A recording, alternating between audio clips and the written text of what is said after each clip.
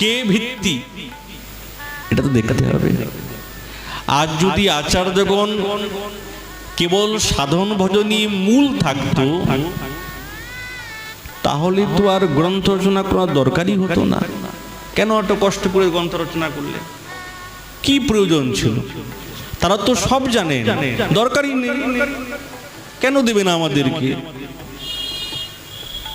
কিন্তু আমরা যদি এই সমস্ত গ্রন্থ অনুশীলন থেকে নিজেকে বঞ্চিত রাখি, তাহলে সাধন ভজনে আমাদের অগ্রসর হওয়া খুব কঠিন। ধীরে ধীরে কালক্রমে গ্রন্থ তো লুপ্ত হয়ে গিয়েছিল, কিন্তু আমাদের প্রপূজ্যচরণ হরিদাস দাসজি তিনি সমস্ত গ্রন্থকে বহু কষ্ট করে রচনা করেছেন। কলকাতার একটা ছোট্ট ঘরের মধ্যে থেকে ওইখানে রান্না করতেন, ওখানেই খেতেন, কতদিন না খেয়ে চলে যেতেন